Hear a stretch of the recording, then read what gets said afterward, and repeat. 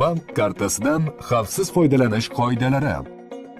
Bank kartalari tovar va xizmatlarga haq to'lash, naqd pul olish va bank hisob varag'idan foydalanish uchun qulay vositadir. Bir qator oddiy qoidalarga rioya qilish kartangizni g'araz niyatli kimsalardan himoya qilishga va uni yo'qolib qolgan taqdirda mablag'ingizni saqlab qolishga yordam beradi.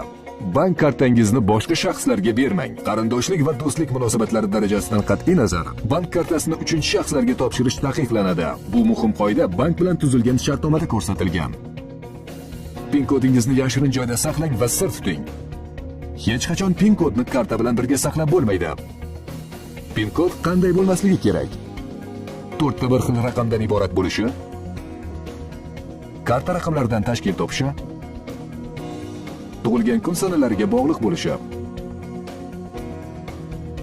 SMS axborot xizmatini ulang. SMS xabarlar yordamida siz o'zingizning xarajatlaringizni nazorat qila olasiz. Kartangizdagi qoldiqni ko'rasiz va agar kimdir karta hisobingizdan pul yechayotgan bo'lsa, bu sizga kartangizni o'z vaqtida bloklashingizga yordam beradi. Karta raqamini sir tutish va rasmlarni ijtimoiy tarmoqlarda joylashtirmaslik kerak. Hech kim sizning kartangiz raqamini va amal qilish muddatini bilmasligi kerak. Ijtimoiy tarmoqlarda qoldirilgan karta raqamidan g'araz niyatli kimsalar foydalanishi mumkin. Ikkita karta bittasidan yaxshiroq. Ikkita karta ochib oling. Bitta kartadan asosiysi sifatida foydalaning. Masalan, ish haqi olinadigan kartadan. Unda pulingizning katta qismini saqlang va uyda qoldiring.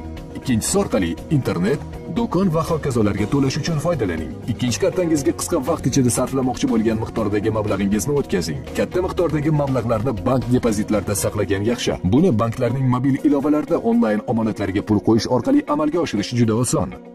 Karta yo'qolsa nima qilish kerak? Birinchi, karta qayerda va qachon oxirgi marta ishlatilganini eslang.